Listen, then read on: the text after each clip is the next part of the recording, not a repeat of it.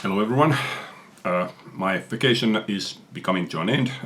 Traveling is behind me from this summer. So now I hopefully have time to film a few videos. I got the idea for this video from James Griffiths as I was watching one of his videos, and I realized that every record that he showed on that video were secondhand. So that got me thinking that during the last couple of years, the vast majority of the records that I have bought have been either reissues or new albums.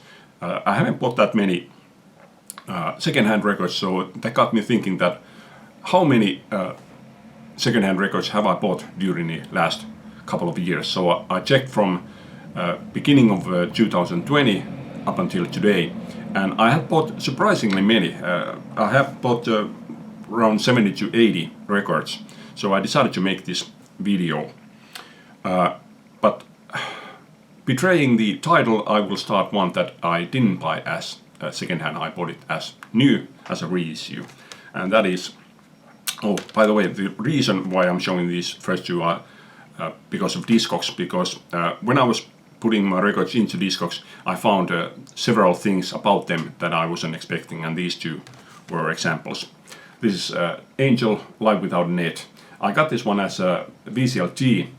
And as I was putting this into Discogs, I realized that the CD was US pressing, but the sleeve was Japanese. And I just couldn't take it, so I had to buy this one again. And luckily, it turned out that there were a reissue of this one, so I found it from the local shop here. Another one was Metallica Garage Inch. There are a lot of different pressings of this one, but as I was putting this on, I went through, I think, a couple of dozen versions at least, but I couldn't find anything that was close to resembling this one. And finally I realized that, okay, I'll have a look at the pictures, and looking at the label of the CD, it was easy to realize why I couldn't find this copy there. It's because this is a bootleg copy. The label of the official copy is completely different to this one. I've had this one for years and years. I never knew this, but once I realized that this is a bootleg copy, it was easy to find out how I could have noticed it. If you can tell, there's only Garage. There's no Garage ink. So yeah, I had to buy a new one, and I found this the other copy as secondhand also. Okay, let's start with the vinyl, and first one is Finnish album Dingo, Tuhkimotarina. This was the first compilation that was released, or at least this was the first vinyl compilation that was released from Dingo. They were very short-lived, only 84, 86, but they were hugely popular band here. And this one was released in 1993. And the reason why this one was issued was that the previous year, also happened to find this not too long ago, Levoton Tuhkimo remix. This was released in 1992, and this one became a big hit also, and went to #1, as did this one.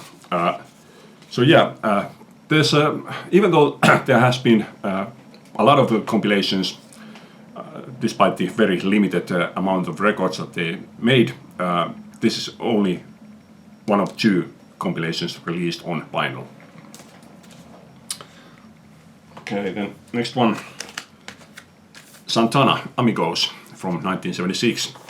This was the point where they returned to more like ordinary, more pop-like music after they had been quite far into fusion jazz and spiritual music and that kind of stuff. So I think this is a rather good one. It isn't the best one from the let's say mid 70s to early 80s album, but it's a good album nonetheless. Next one is Chili Willy and Red Hot Peppers, Pongo's Over Baldham, from 1974. This is a pop rock band, never became successful, basically the only band that became successful from the pop rock scene was Dr. Feelgood. This has similarities to Dr. Feelgood, but not too closely. But yeah, I bought this because I knew this band through this compilation that I have. This is Goodbye Nashville, Hello Camden Town. Really good double CD compilation of pop rock from the 70s. Absolutely recommendable if you can find it. But yeah, very good, very lively music, this one. Then, this was a kind of surprising find. This is Graham Parsons and Fallen Angels live 1973. I found this from a store, local store here, that usually their records, second-hand records, aren't that cheap. I would say that they're a bit on the expensive side, but surprisingly, this one was a cheap one. And even more surprising was that this turned out to be original US pressing from 1982, including the insert. So yeah, very surprising find in that respect. Okay, next one came through Hannah, Omaha Introvert. She made a video about power pop bands, and I saw this one and it seemed interesting, so I listened to a couple of songs on YouTube. This is Blue Ash, No More No Less from 1973. And yeah, I like those songs, so I decided to look for this one, even though I didn't really think that there would be any chance for me to find this one, but why not have a look around? And to my surprise, this was available on a local shop here, and so I bought it. I actually just listened to this, finished listening to this just a couple of minutes ago. Yeah, good power pop band. Okay, let's move back to the CD for a moment. Does the sleeve look familiar? But it's not Elvis Costello. This is Herman the German and Das Cowboys. And this is a kind of, I would say, amusing music. It's got a bit of a rockabilly to it, but not really that much. I don't really know how to describe this, but it's funny kind of music. I tried to leave a link on the description. Hopefully I'll manage to do so. So I recommend you to give this one a listen. Yeah, nothing like Elvis Costello, by the way. Okay, then a cassette. I bought one cassette, and I think this is the second tape that I have bought in 20 years. This is John Cougar Mellencamp, The Lonesome Jubilee. This is absolutely one of my all-time favorite albums, so now I have this one on vinyl, CD and cassette. Okay, then next two are from record fairs, but didn't buy them from the same record fair. This is Delaney and Bonnie, Accept No Substitute from 1969, one of my all-time favorite albums. A great mash of gospel, southern rock and blues. Absolutely wonderful album, love this. I've had this one on CD for decades, so I never really thought about buying this one on vinyl until I saw this at a record fair. But it was a bit too expensive for me, so I asked the seller that could I have it for €5 less than what he was selling it. But I think he took an offense to it, because he said that you can get it for €5 more than what he has as a price on his price sticker. So yeah, I didn't take nicely to that one. I walked away. About half a year later, there was another record fair, and I found this for the price that I was wanting to pay. So yeah, extremely happy to have this one in my collection. Then the next one was from a different record fair, and this one was the only album that I found from that record fair that time. I did find a lot of singles that time, but this was the only album that I found. This is UB40, Rademy Kitchen. This is the only album of their own material that I have. I have a compilation which obviously includes their songs that they have written themselves, and I have both of the, well, there's at least third, maybe even fourth, but I have the first two Labor of Love albums. But yeah, I thought that this one was really good. I'm not a big fan of reggae, but I did like this one.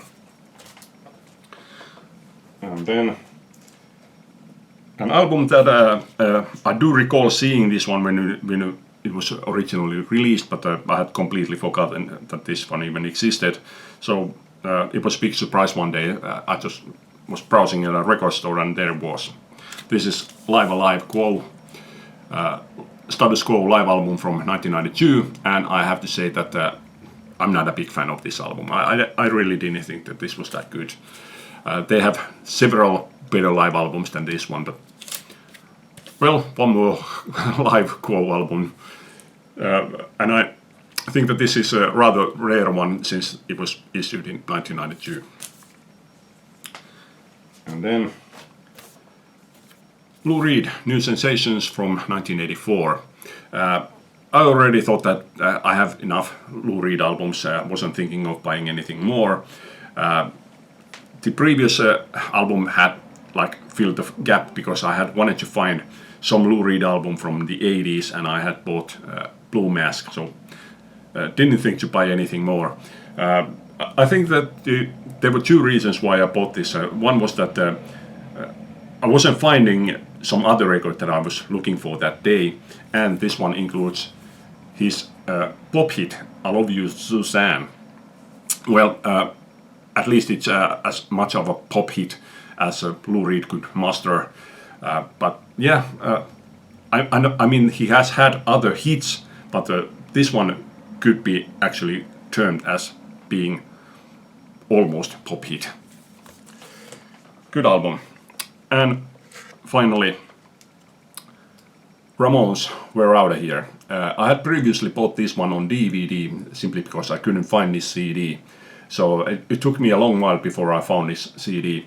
But happily it turned out that this one and the DVD are actually quite different from each other. So in case you are looking for either one of these, you can buy both of these because they are somewhat different to each other. Yeah, that's it for this time. Hope you like this. Thanks for watching. Leave a comment. Bye.